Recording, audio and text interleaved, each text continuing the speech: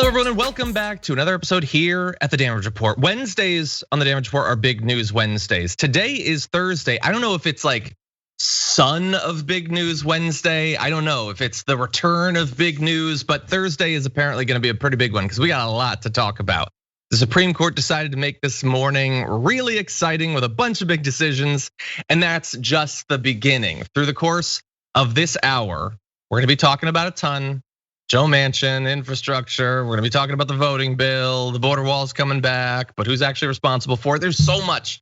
And then Tucker Carlson's possible worst guest ever. And along the way, you know who we're gonna be joined by? The ever awesome Viviana. Vigil. How's it going, Viviana?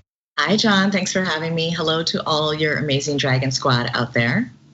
Thank you. It is always awesome to have you here. Hopefully we've put together a rundown. News has put together a rundown of stuff that you're gonna be interested in, but I'm very curious to see what you have to say about a lot of this. Never a dull moment. No, it is not. Well, thank you everyone for being here, regardless of what platform you're on. If you could do us a quick favor and hit the like button, share the stream so that people know we're active, that would be great. If you want to send out a tweet, I just did. I just retweeted the Damage Report's pre-show announcement that the show is going live. That's a great habit to develop. Maybe look into it. You might like it. And along the way, as we go through all these stories, if you want to send us any comments, tweets, super chats, stuff like that you have, feel free and we'll respond as we go. Through the course of this hour, I'm gonna let you know about a few things that are happening at the network, little programming notes. But one I wanna let you know a couple times is our show now goes 90 minutes if you haven't been watching for a while. So that's awesome, supersized show. But even better is that it leads directly into Dr. Rashad Ritchie's new show, Indisputable, which is available at youtube.com/indisputable_TYT. People are loving the show so far. It's in an 8-week run. We're in the second week. He's been having amazing guests. Now, sometimes he's not able to get the best guests. Like today, there's this joker, John Iadarola, that's gonna be his co-host. That's not that exciting. But generally, I mean, he's getting senators, he's getting activists. Killer Mike was on there, Senator John Ossoff was on there. So definitely stay tuned each day for that. And starting today, it's gonna be great. Now, with all that out of the way, Viviana, you ready to do this? Let's go. Okay, let's do it. This morning, the Supreme Court was on a tear with decisions, quite a few. We're gonna focus on a few here today on the Damage Report, starting with them once again upholding the Affordable Care Act. The attempt by the Republicans to strike down the entirety of the ACA was rejected. They dismissed this challenge on Thursday. It was argued back in November, but it takes quite a while for the decisions to be put together. It's going to leave the law intact and save healthcare coverage for millions of Americans, but also leaving a bunch of people without insurance. Let's just bear that in mind.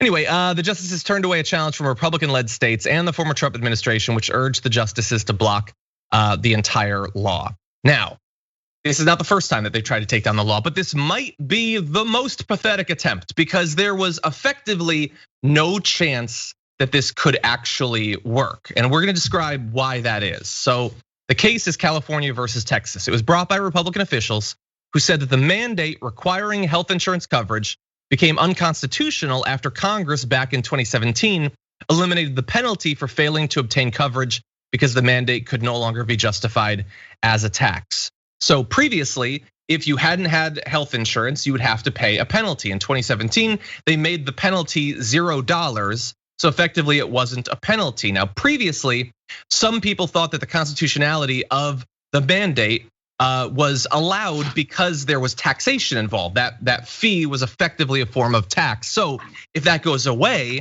then theoretically you no longer have that constitutional underpinning to it. And therefore the whole thing can be destroyed. No, that doesn't make any sense. Those leaps are insane, but they really went all the way to the Supreme Court with that being a fairly generous description of their legal case. And it was rejected, not unanimously, but close. The justices said that the challengers of the 2010 ACA law did not have the legal right to bring the case, and how could they? There's no injury. If you're not paying a tax, you can't say that the lack of a tax is hurting you. So anyway, it was a 7-2 decision. Justices Samuel Alito and Neil Gorsuch dissented, but the others, including multiple justices that were put there by Trump, did effectively vote to keep the ACA intact. So Viviana, that's not necessarily what I would have expected. What did you think about this? I mean, I'm glad that we're still keeping Obamacare in remnants. alive. It's funny to me, it's like I was overcharged, but you weren't charged anything. But I was overcharged. That's what they're yelling right now. I was really happy when the Affordable Care Act came into be, mostly because of a lot of the rights women got and women's health got, especially birth control being covered, et cetera. I mean, I was already, in my early 30s when that happened, and for all of my 20s, I was paying for a lot of things that women should not have to pay. So for me, I'm happy. I'm a little bit surprised that it's held on for this long, because it's really been attacked since it came to be. But I think until they have a better plan, this is what we got. The rest of the United States. That is true. And so this is the third time that the Supreme Court has had the opportunity to take out the entirety of the ACA and hasn't. Now, bear in mind, they've managed to get through these 3 decisions, well, without ever once really judging like the substance of the ACA, whether they believe it's fundamentally constitutional or whatever. They keep finding these ways to effectively say that the people bringing the case don't have standing. And that's not out of the norm for the Supreme Court necessarily, but it leaves just enough opening for some Republicans to think, well, surely the next time we'll be able to get rid of it. And maybe they'll be right. Although I do have to say the fact that like Amy Coney Barrett and Clarence Thomas and Kavanaugh didn't take this opportunity is certainly interesting. It's possible that they thought they couldn't quite get the majority, so why be on the record for trying to destroy? I don't know. It's complicated, but I'm at least glad that it is still in it's maintaining, because people do rely on it. Now, that's not to say that this is the be all end all, it's the best thing ever. We constantly talk about the need to go way farther, and thankfully, some politicians are making sure that people know that. Bernie Sanders tweeted in response to this, the court's decision to not overturn the ACA and throw 31 million Americans off their healthcare is welcome, but it's not enough. Healthcare is a human right, not a privilege. We must join other major countries in guaranteeing healthcare for all and pass Medicare for all. And so, the ACA sucks in a lot of ways, but it's better than what we had before. Absolutely, but it is disconcerting that we have so many people who are considered liberals fighting so hard on behalf of the insurance companies continue making their money. We can't have, Medicare for all, because then they're not going to make the money that they're making. But perhaps people like Amy Coney Barrett are sort of picking their battles, because if you keep the ACA intact, when you start questioning what should be covered, like abortion, then you have a better argument, to say no, it isn't covered. So she might just be wading in the water and kind of seeing what she can get away with now, deciding, if you do get rid of it, then it's an easier argument, and then people come. If you get rid of it and there's no money federally supporting this, then there's really not an argument to ban abortions if they're not federally funded. It gets complicated, but really at the end of the day, we're just making sure that people are still making money off of deaths. And sickness and illness. I mean, it's pretty sad. Yeah. I want to throw one additional thing out there, not directly related to this, but we are talking about, the future of our healthcare system. And I saw, take this with a massive grain of salt, but one of the updates in the ongoing infrastructure back and forth negotiations, all that stuff.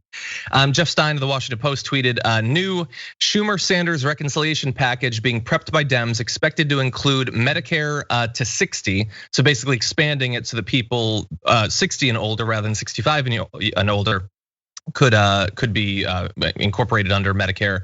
Expansion of Medicare to cover dental, vision, and hearing, which is a big part of the expansion of Medicare for all that Sanders has been pushing for. And so that's like a half a decade better, but it's still, it's not Medicare for all. But I don't know. Well, we Maybe need to get if you to do 5 years now, you can do 10 later. I don't know. What's really sad, John, and I don't know if a lot of people know this, or if you have any elderly people in your family that are, beneficiaries of Medicare. Even if you've had private insurance, like my father, for instance, he has had incredible insurance his whole life. He's, been an educator and he's got some good coverage. But once you reach a certain age, your insurance relies on Medicare.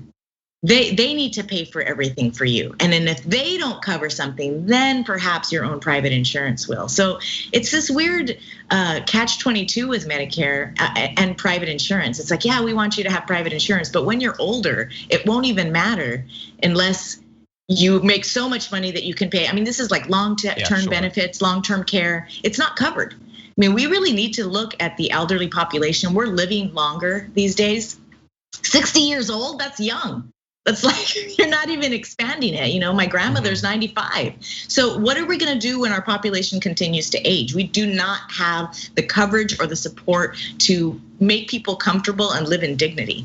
And it is ruining families. People are taking care of their elderly patients and elderly parents and grandparents. And it's a big financial burden that Medicare doesn't even cover.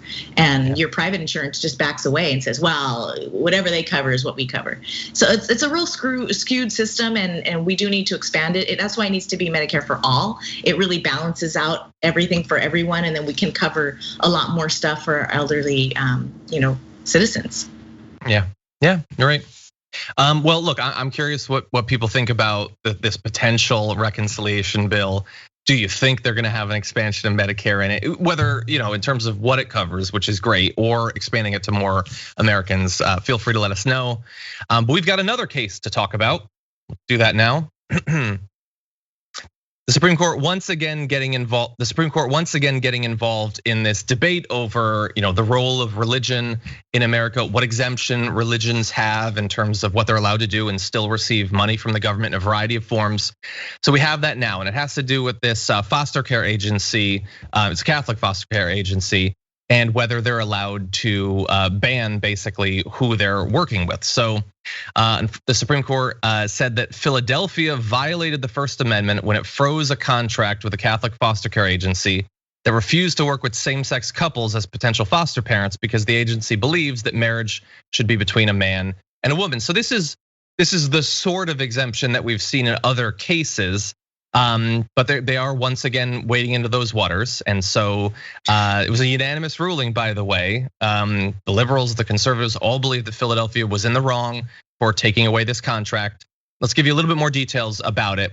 The case began back in 2018 when the city learned from a Philadelphia Inquirer reporter that 2 of the 30 different agencies that it had previously contracted with to provide foster care services, Catholic Social Services, part of the Archdiocese of Philadelphia, and Beth Christian Services had policies against certifying married same-sex couples as foster parents, citing religious objections to gay marriage. So one of the 2, Bethany Christian Services, changed its rule and started working with these couples, but the other, Catholic Social Services, didn't.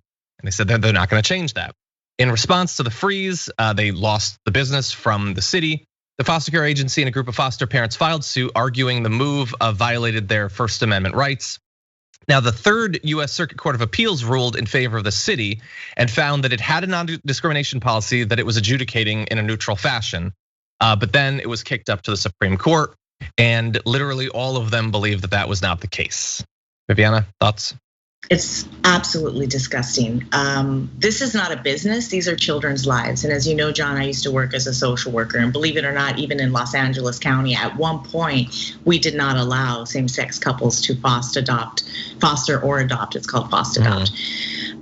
It's absolutely horrendous. We have so many children in this country that are in need of homes, healthy, loving, supportive parents, and to sit on the laurels of religion to say that these children should not have families that can love and support and give them a lifetime of a family is absolutely disgusting. I cannot understand how you would even call yourself a Christian when you would rather children suffer in orphanages, in group homes, end up on the streets with nobody at all, for you to even say that it is wrong. I don't care what you believe. These are children who need help.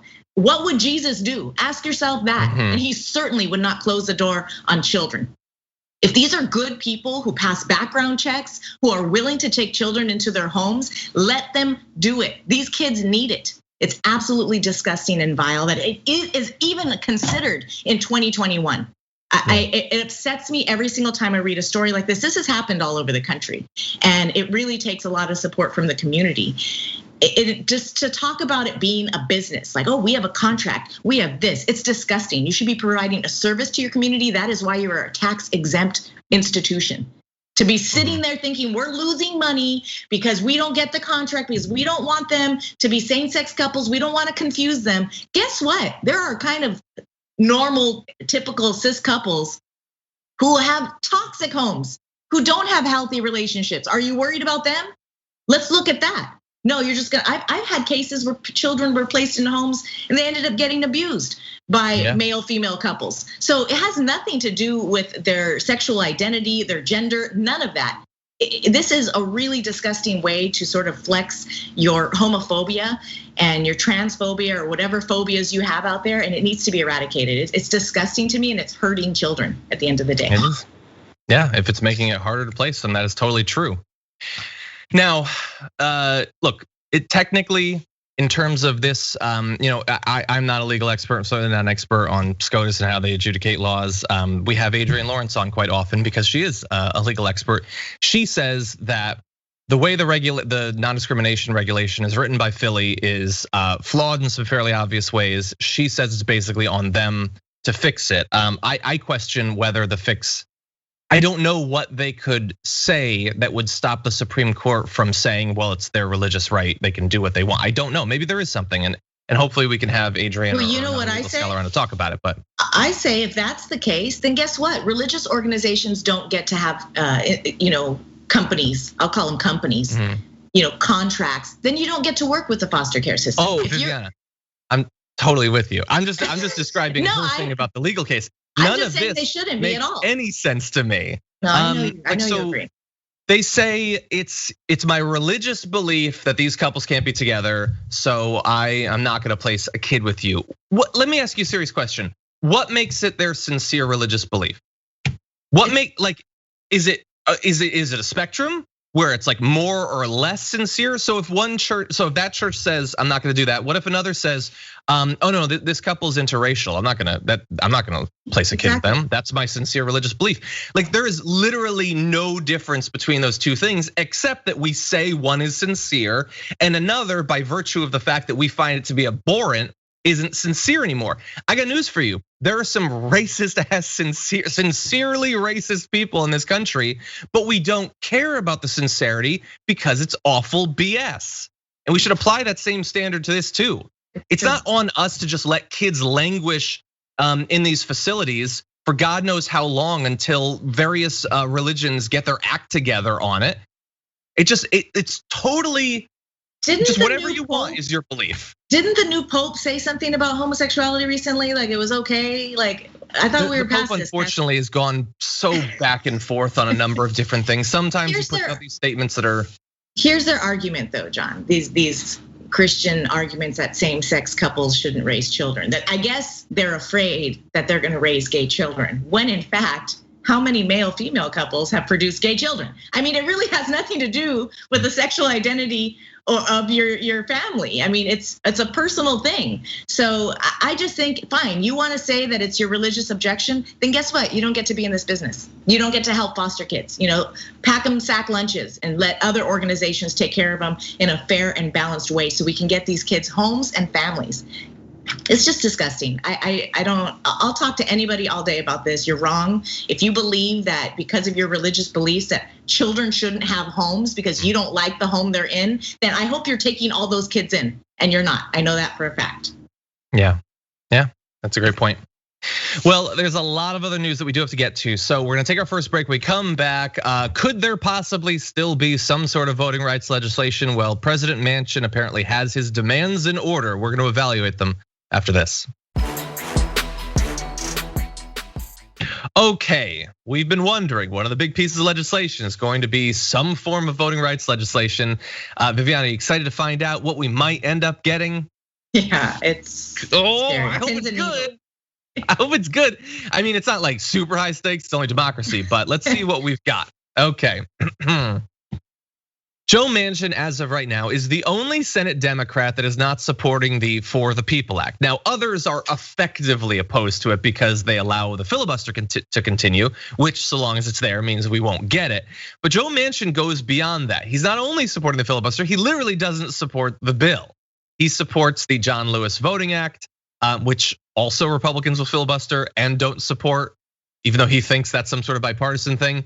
But anyway, what is he potentially willing to negotiate on to put together some sort of bill that will combine the interests of two different parties? One is the American people who elected a president and a Senate, and some dude from West Virginia. Well, here is what we might end up getting.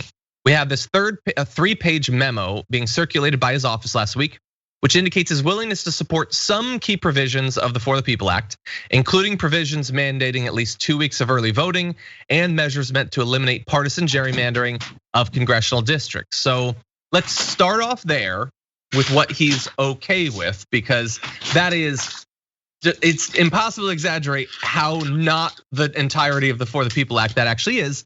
But those are two good things. Early voting is good, and getting rid of partisan gerrymandering would be so big that I honestly don't know what the actual ramifications of that would be for the composition and representation in government. So those two things, 2 weeks of early voting, getting rid of gerrymandering. Viviana, what do you think about those? If we got those, would you be satisfied?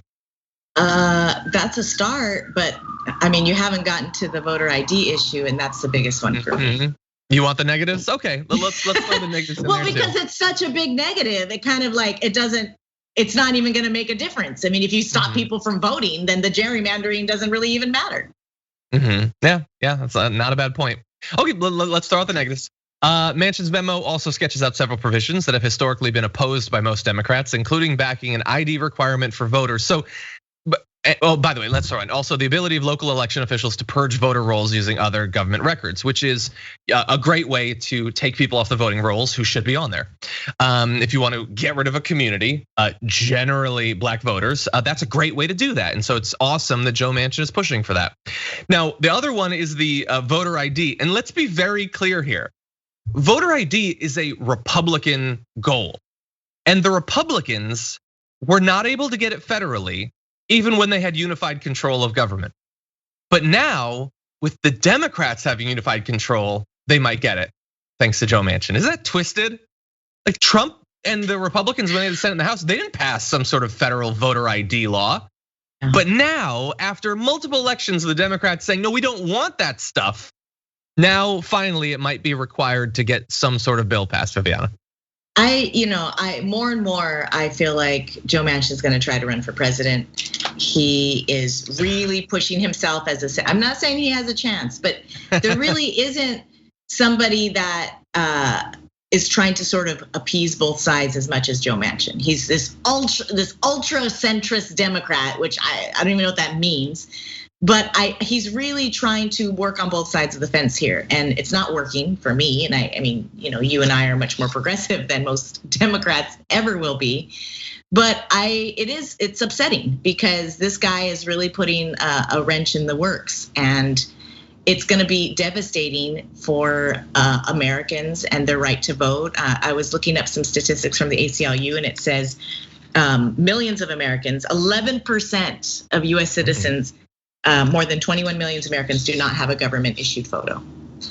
And every time voter ID laws are brought up, they really trump up, no pun intended, that people are out there trying to vote illegally when it's just not true. And so this is that's why I said like the gerrymandering, like if you're gonna control that, but you're gonna require voter ID, you're gonna eliminate that population anyway. Yeah. We live in a metropolis, so it is a little bit easier for us to access some of the documents that we need to get an ID. But even people who experience homelessness, here in Los Angeles, have trouble getting their birth certificates. You have to pay for that. All of these different things that you need to get your ID. People just shrug, well, you have to have a license anyway. Well, some IDs are considered okay and some aren't. Like you can't use a student ID, but you could use a utility bill. I mean, sometimes you rent a room and you don't have. You can use your gun license, right? You can use your gun license, absolutely, and you can bring a gun in there, but you can't. You can't just say this is my address and this is my name. Yeah. And it's really for me that's the pinnacle here. If you start forcing voter ID laws, you're really gonna isolate a lot of Americans, and particularly rural, poor Americans. Well, two quick things. One, I get what you're saying about voter ID. The one silver lining is that that stat that you said about people not having photo ID, at the very least, silver lining, that is evenly distributed across all demographic groups. It's not chosen as a thing because it clearly discriminates against certain types of people than others. I'm being sarcastic. It obviously is not even. The other thing though is, here's a silver lining for you. So it's long been insane that you can use things like a hunting license or something. No, Mr. Unknown is literally preempting what I'm about to say. That you can use something like a hunting license as a voting license. But Texas, you dummies, you're taking away the need to have a license at all, which means you're gonna be taking away the need for them to have this thing they could use for voting. You fools, you zaps. No, the joke is really on us because they're still gonna stop people from voting and they're gonna be better armed now. But anyway, the Joe Manchin stuff is terrible. This is what you should get under a Republican. And let's not even get into exactly. The fact that, well, where's the public financing? He doesn't support it. Where's the increased disclosure for dark money campaign donations? He doesn't support that, so that's not in this. This is so narrow. Some of the provisions are good, yes. It was 3 pages, John. It was a 3-page memo. It was a 3-page memo. He really thought and this the good stuff was this on the 3-page memo. Here's all the things 10 things I hate about voting rights. That's what I would title the movie about Manchin. But anyway, yeah, hopefully they will shoot this down. I don't know what in the end will come of this, but I don't want Manchin to be an important part of the process. I'm getting really sick of it. I feel like I need to say that one quote from Blazing Saddles. Badges? We don't need no stinking badges. Because who gets asked for their ID? It's not the blonde, blue-eyed person that shows up. Oh, I forgot my ID, but this is my address. Sure, Susie, come on in. No, that's not the one. That is true. That's true. Okay, let's talk a little bit more about Texas. Always fun. I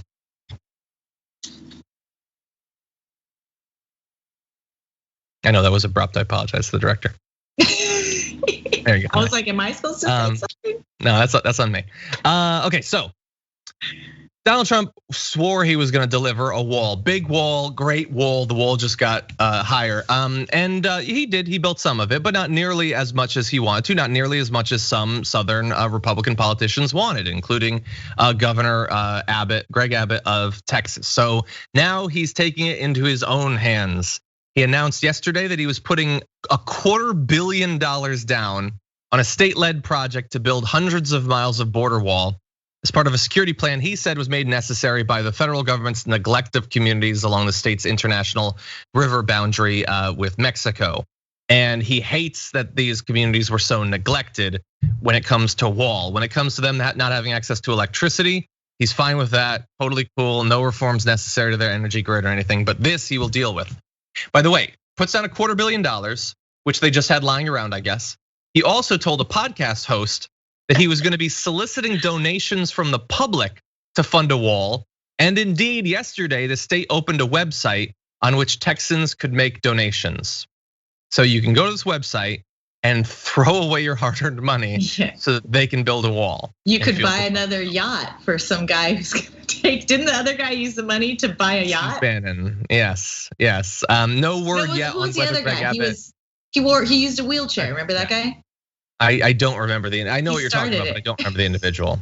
Yeah, it was a massive grift, and I just hope, please, none of the people who were robbed in that first one don't donate to the second one. They will. Come on.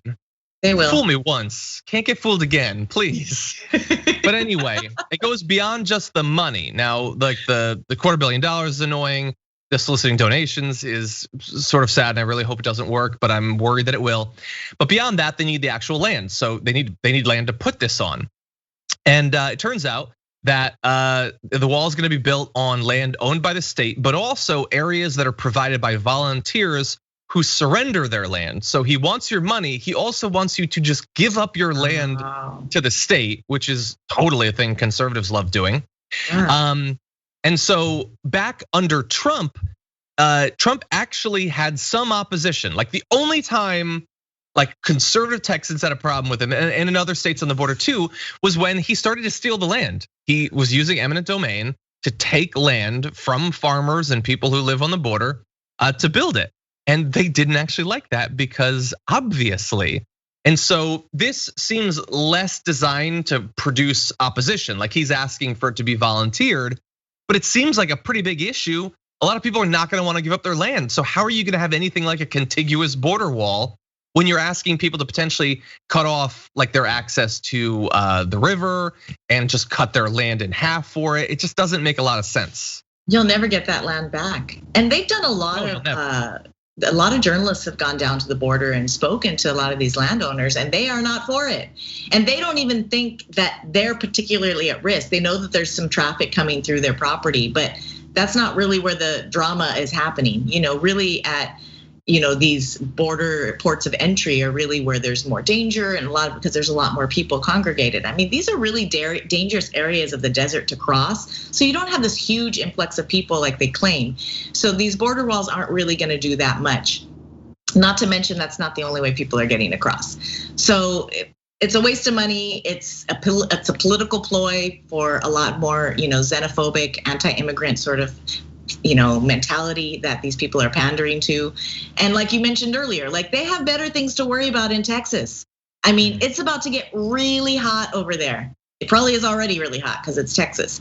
And we saw what happened when it was freezing. So I really hope they don't have the same situation this summer. I was just listening to a story that people are already like really conserving their energy because they're afraid.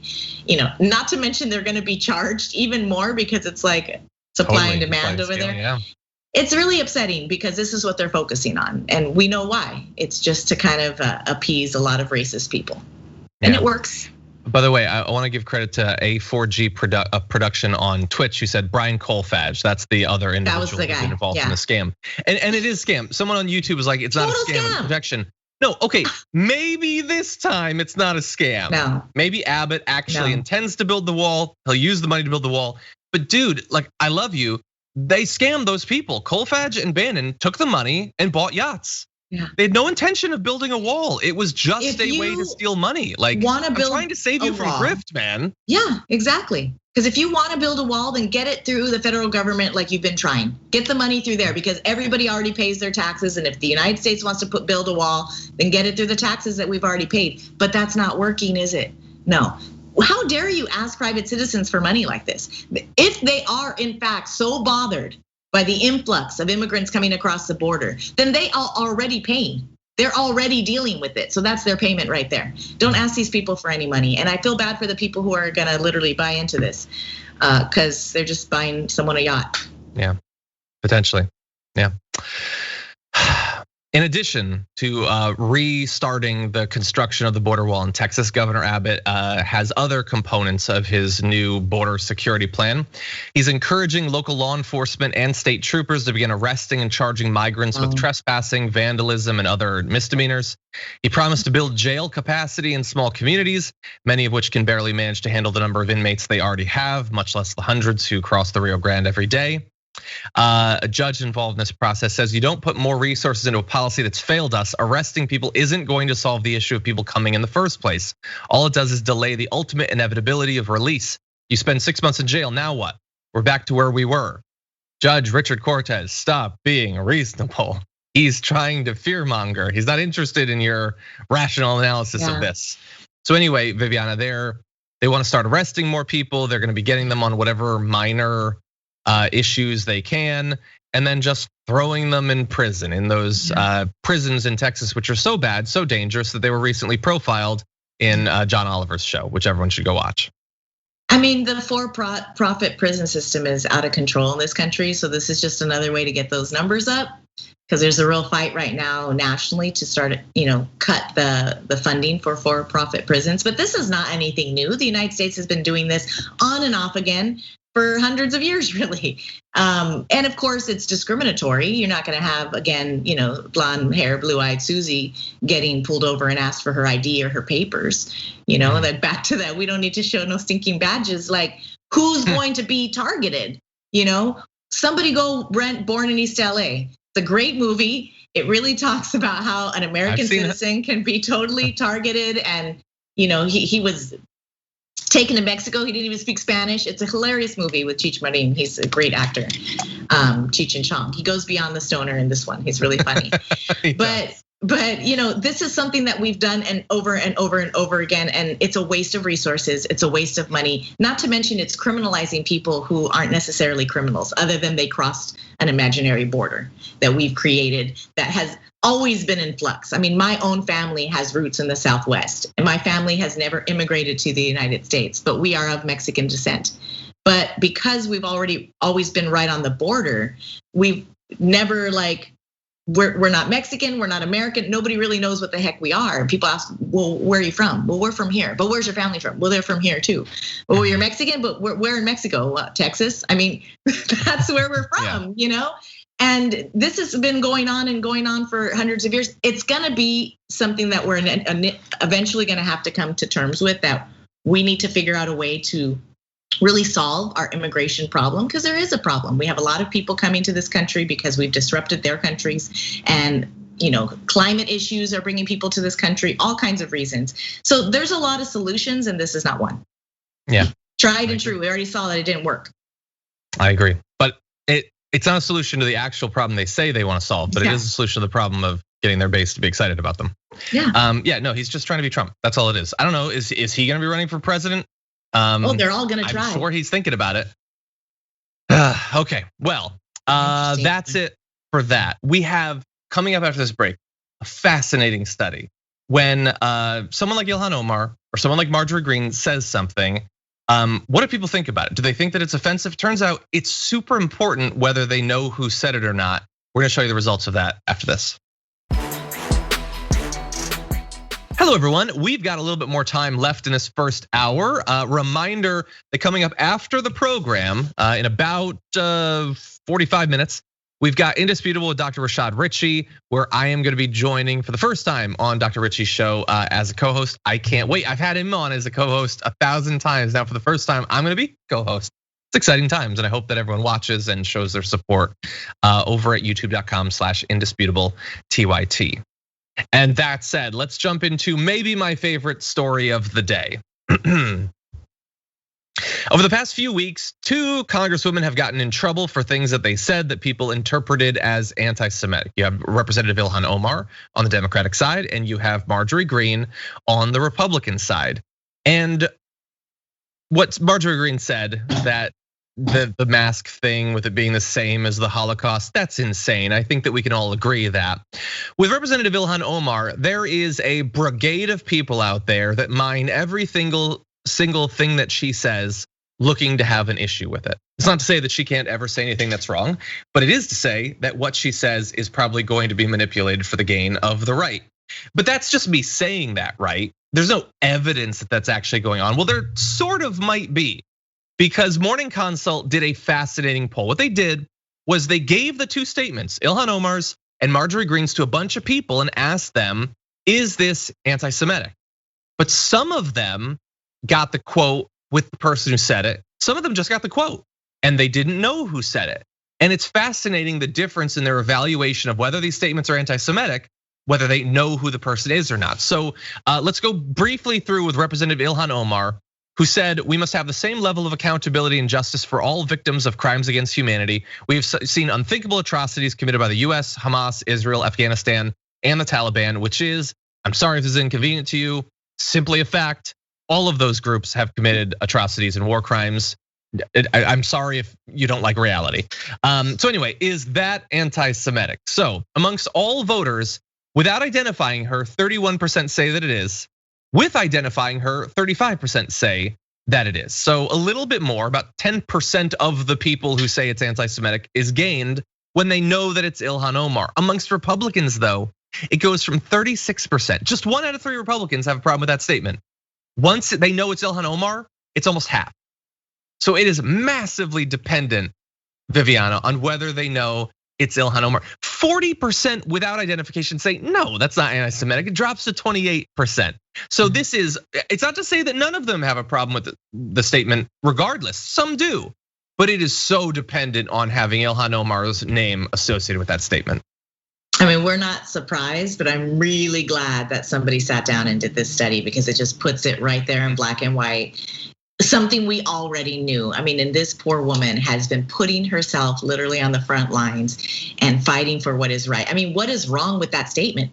Shouldn't we all feel that there should be accountability for war crimes? I mean, isn't that something as human beings we should be standing up for? But we've seen it time and time again, and it's a very tough issue with the Israeli-Palestinian conflict, because anytime you bring it up, you get accused of anti-Semitism, when it doesn't have anything to do with religion and it has everything to do with government. I mean, we're talking about politicians here making choices to kill people. It's not a religious thing in the Torah that says anything about it. They're using these religious reasons to justify, and again, that's a government, and that's not even across the board. So I don't know why just even the 35% that didn't know anything of just all voters, I don't know why they're so offended by this, other than these are buzzwords that they feel like they should be offended by.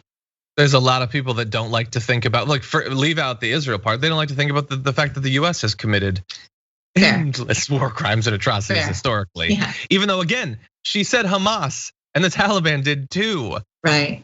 Anyway, so that's for Ilhan Omar. What about for Marjorie Greene? So Marjorie Greene said vaccinated employees get a vaccination logo, just like the Nazis forced Jewish people to wear a gold star.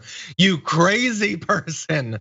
Anyway, with all voters, 58% said that's anti-Semitic. Hey, what do you know? The number's higher because it is. That's totally true. When you identify that it's Marjorie Greene, the number actually goes down. Yeah. Well, wait. Why would that be? Well, it turns out that you can see.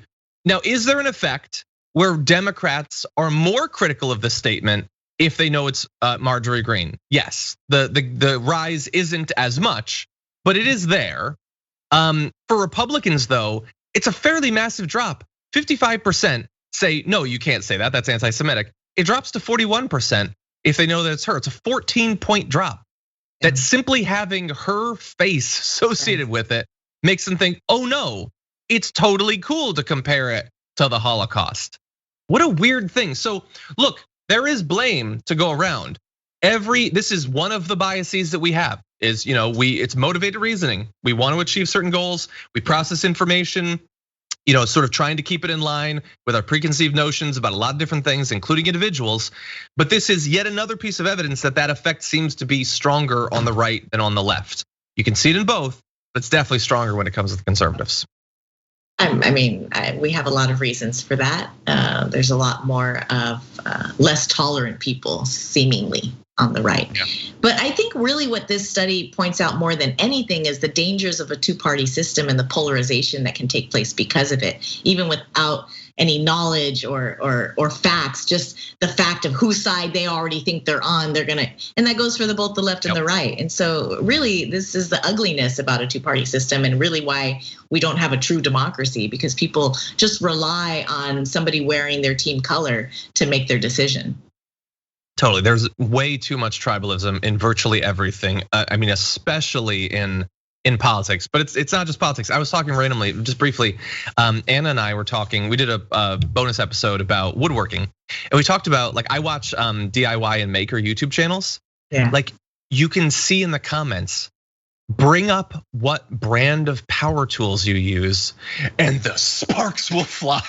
People go crazy. You use Milwaukee, Makita's the best brand.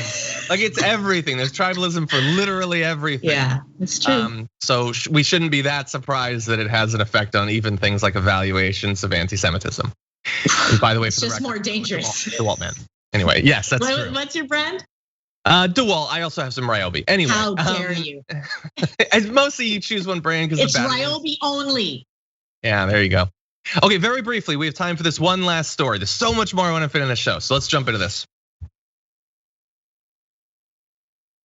Most shocking news, maybe this entire year, US workers stressed out, it turns out, and not just sort of objectively stressed out. They're among the most stressed workers in the entire world, according to a new study.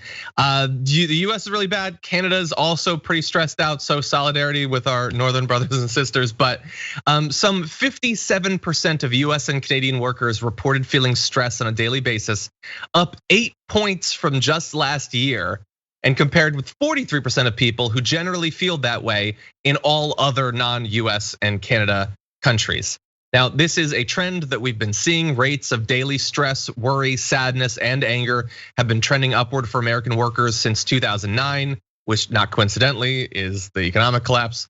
Concerns over the virus last year, sickness, financial insecurity, and racial trauma all contributed to added stress during the pandemic. And interestingly, the spikes in stress have been especially acute for women in the last year, with 62% of working women in the US and Canada reporting daily feelings of stress compared with 52% of men. So it's bad across the board, really bad for women, especially, Viviana.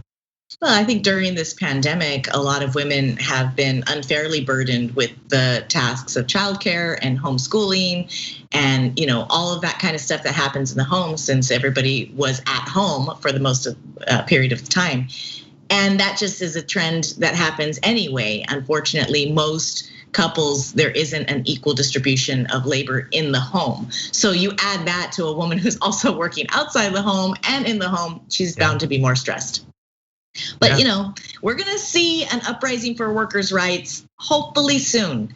The last election we had at least in California, and there's been a lot across the country of these gig economy workers and these companies really trying to protect themselves and not the workers. And so now with this pandemic, a lot of people have been staying home. They're reevaluating their priorities. They recognize maybe they were working too hard before and how much stress they were under because of it. And so people are starting to really question, was I being exploited? And the answer, yes, you were.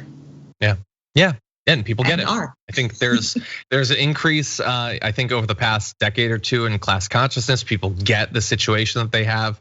People getting frustrated. You have it obviously, especially on the left, but you have it some on the right. It gets co-opted into xenophobia and hatred of critical race theory and stuff like that. But they obviously clearly are frustrated about how they've been screwed over, by major corporations and given a massive assist by the government. Definitely. Now, I would ask to the ruling elites in government and the economy, do you think that this is a good thing? Do you think that this is gonna go well? Like, how much more can you pile on workers before something terrible happens? Whether it's something that from your perspective would be terrible, like a political revolution that finally puts pro-worker candidates in office, or something even crazier. Is this good? Do you like what you're seeing here? And the solution, not difficult. Like when you ask workers why they're stressed out, they don't say crazy things. They say fairly reasonable things like, I don't want to be forced to work in a place where I'm gonna get a deadly virus. I want to not be ground into the ground with how much I'm working. And it would be nice that if I actually get paid. Maybe it would be cool to be able to take a little bit of time off when I have a kid or something like that. These are very reasonable demands. And we're gonna see. We're gonna see if the Democrats deliver on any of this.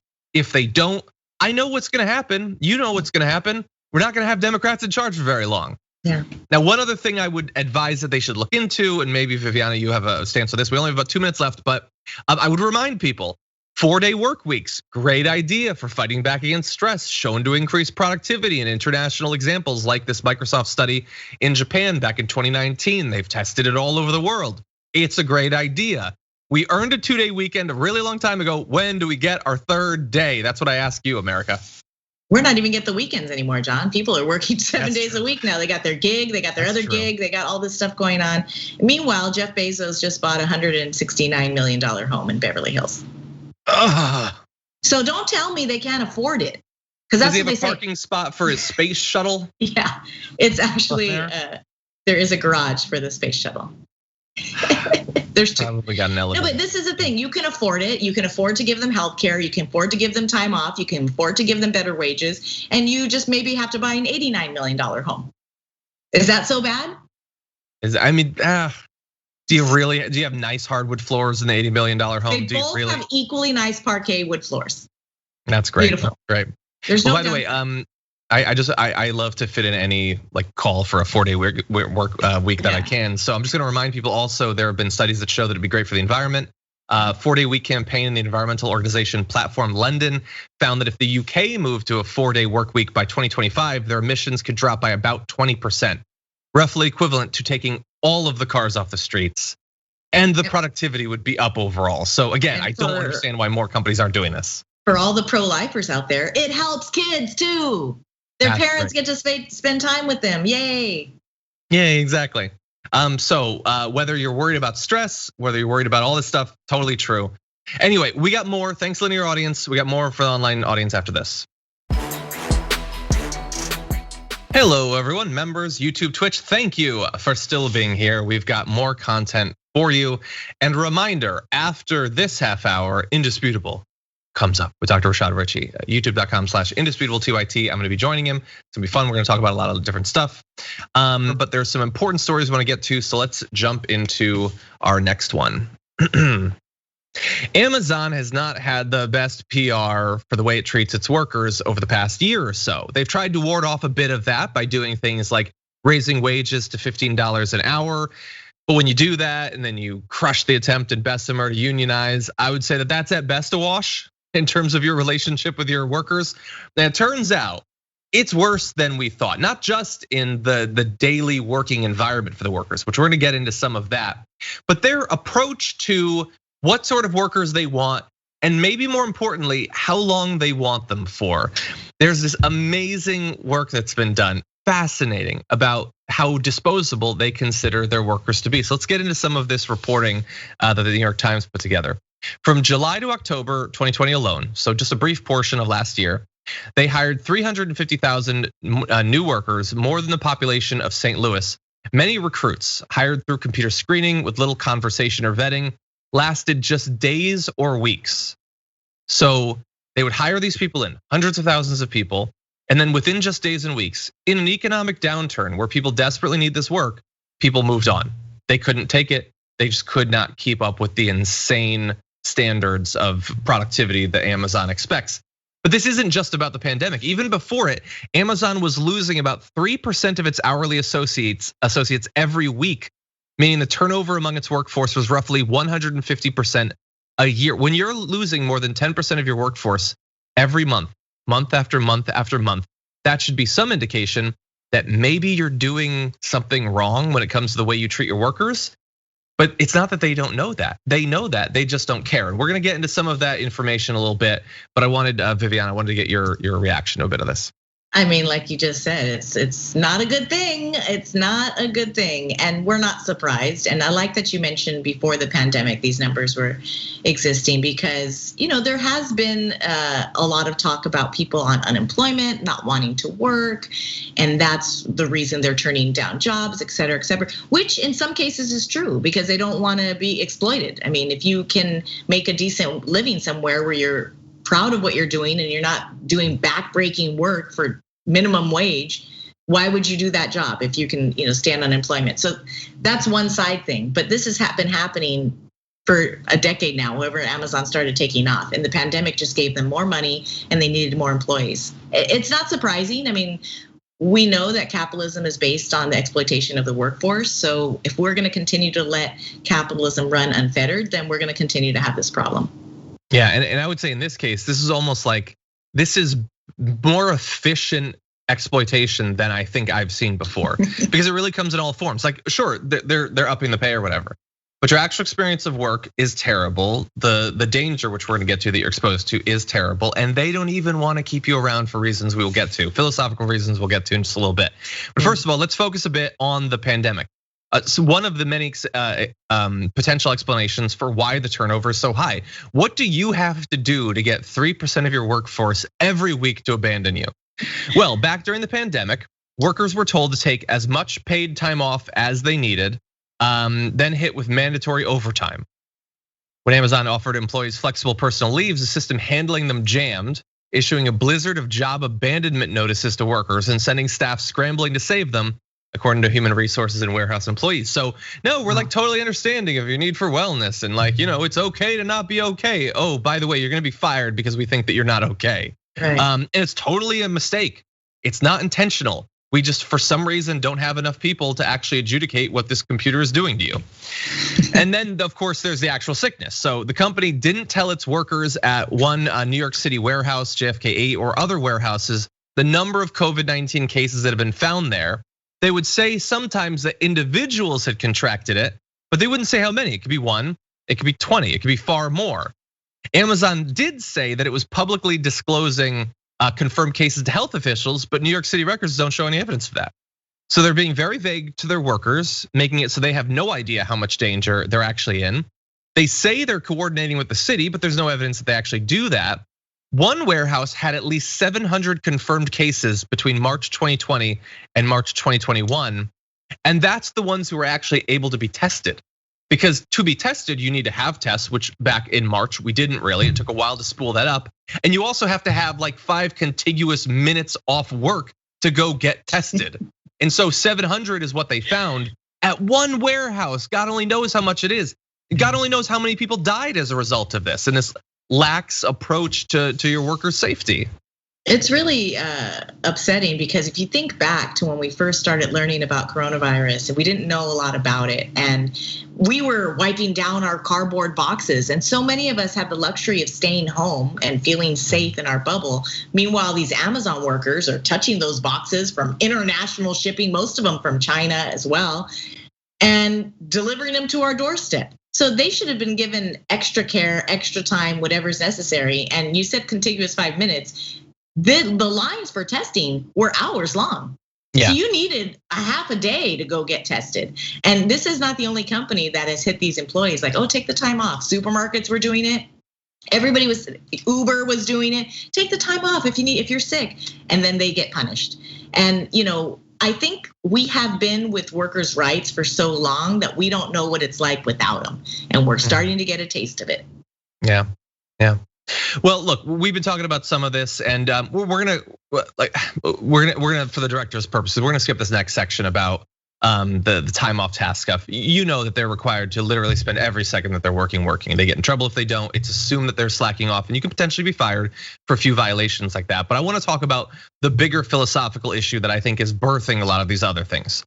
So we found out this week that Amazon is losing hundreds of thousands of employees within days or weeks of hiring them. These people are hired on and then don't or can't do the actual work. It's set up to be too much. That seems like it'd be a major problem for a corporation like this, but they apparently don't consider it to be. In fact, they've sort of set up the system with the goal of having massive turnover. So much turnover that now they're a little bit worried in some areas of the country that they're gonna run out of people who haven't worked at Amazon. They're literally going to churn through the entire, like Elaine Bennis in New York City. They're gonna have to go around to the start of the list again, I guess.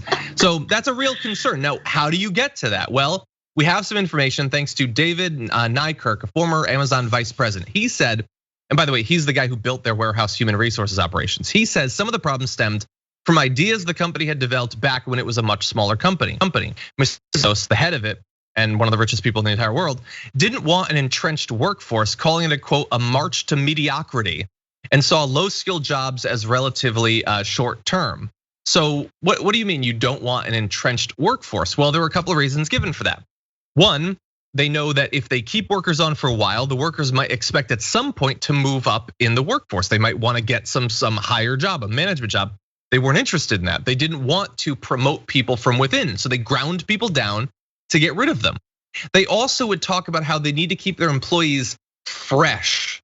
Fresh is the word that they would use. Now, I don't know what freshness really means for an employee, but in theory, there are two ways that you could keep your employees fresh. One, you could not grind them into a gray paste. You could do that. You could give them some time off, make them feel appreciated, all of that. That's how I stay fresh all the time. Or you could get rid of them and get new ones. Get literal fresh people who hadn't worked there. And that is clearly the approach that they kept.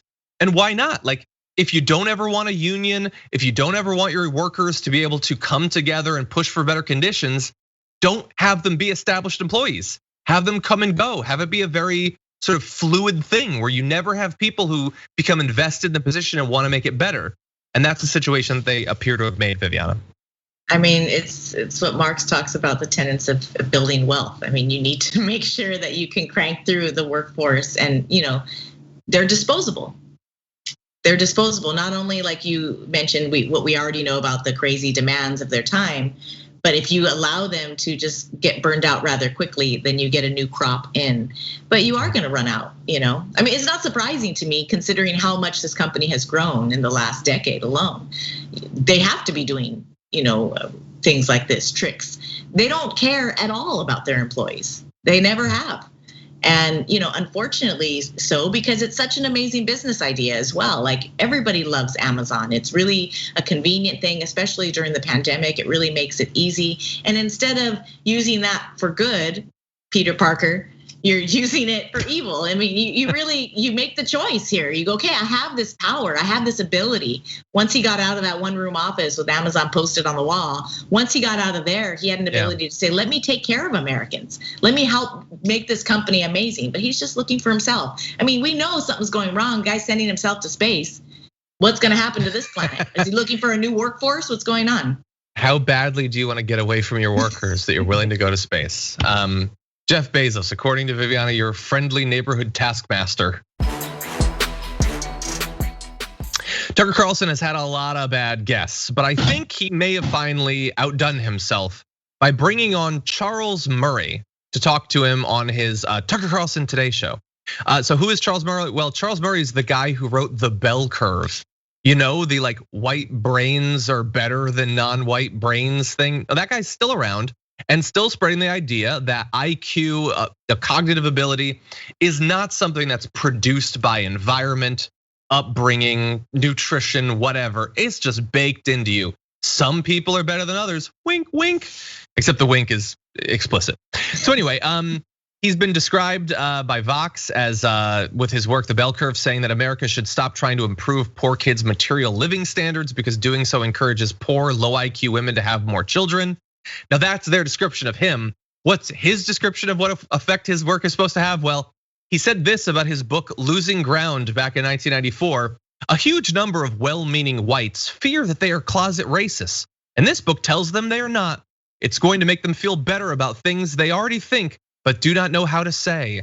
And my, hasn't the right become more savvy and being super racist and getting away with it? Well, I have an example of that, and that is his appearance on Tucker Carlson, where they get into a lot of different stuff. But I want you to see, in his words, the discussion about race last year, its intersection with politics. Here is Charles Murray.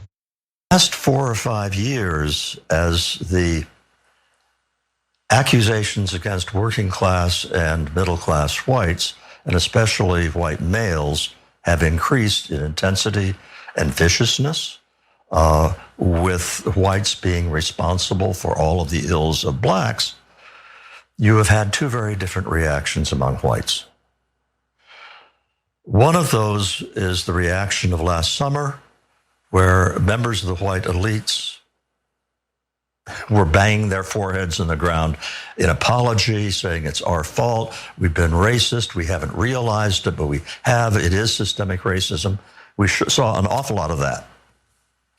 Meanwhile, you had the much larger population of white middle class and working class people who were not insulted into agreement. They were hearing these accusations of how terrible they are, and they're saying to themselves, wait a minute, I have been friendly and respectful of black colleagues. I am not a racist.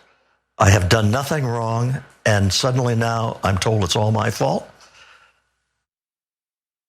Okay, to be clear, the only whites that were told everything is all their fault were from people like Tucker Carlson purposefully misconstruing and mispresenting the argument of literally any of the conversations about race that have been going on. Also, by the way, if you think I've been courteous to my black colleagues means you're not a racist, you just might be a racist, actually.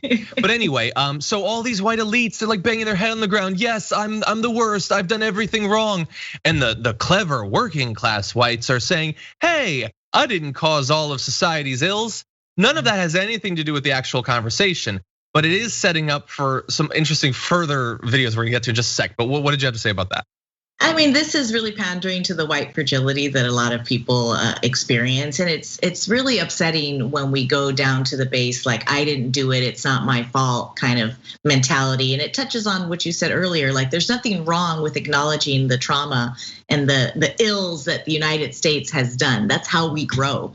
And racism and systemic racism doesn't fall just on white Americans. It falls on all of us. I've said this before, you don't have to be white to be a white supremacist. And that is how we are all raised in this country and even globally at this point about what the norms are, who's smart, who's successful, who's beautiful. This is sort of socialized into us and indoctrinated, if you will, into us. And so the mere fact that Tucker Carlson and so many, even members of my own family who are not white, they're just a little bit white and they just hold on to that so tight.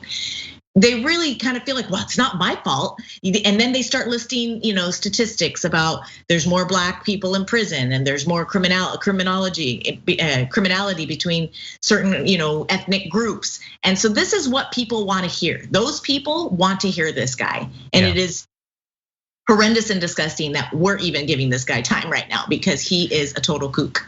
Well, yeah, I mean, I want to respond to it because he's on Tucker Carlson's literal daytime show. Tucker Carlson, and this is becoming mainstream, John. We have to now. Yeah, that's what I'm saying. It's scary. It's not just his nighttime show. He's now throughout all day. He had on the bell curve guy, and it's like, oh, Tucker Carlson's being Tucker. But anyway, it gets even worse, and so we're only gonna get to some of this. We're gonna have to leave some for tomorrow. But here is Charles Murray's prediction about where this is going, and you're gonna get a bit of Tucker Carlson too.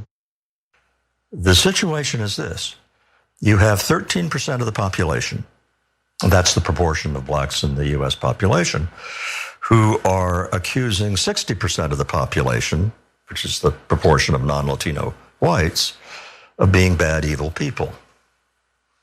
That's kind of a self-defeating strategy. And what I'm scared of is that whites are going to start adopting identity politics themselves. They're going to say, well, okay, if it works for blacks, if it works for Latinos, hey, we're an identity too. And they will start to have political views and advocate policies that are based on their identity as whites. And if that's the case, if all the races are agreed it's okay to use the power of government to benefit our guys against the other guys, that's disaster politically. Okay, I think we might have left off the last bit, but Tucker says, what would that look like?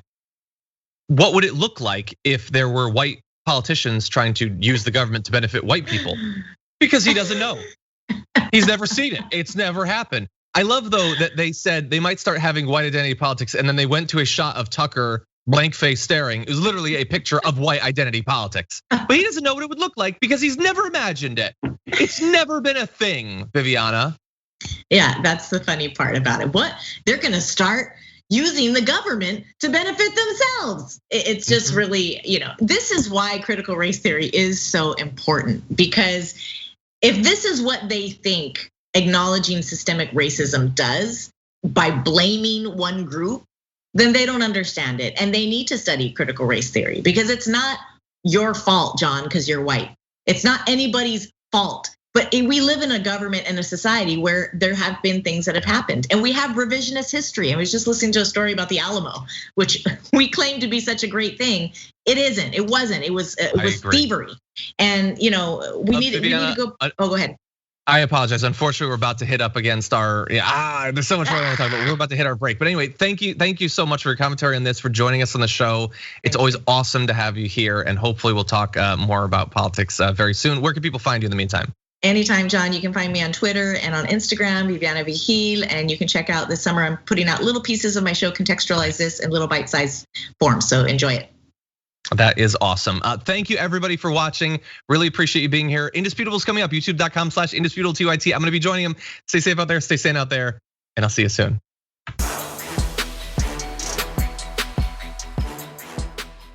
Thanks for listening to the full episode of The Damage Report. Support our work, listen ad-free, access members-only bonus content, and more by subscribing to Apple Podcasts at apple.co/TYT. I'm your host, John Adarola. I'll see you soon.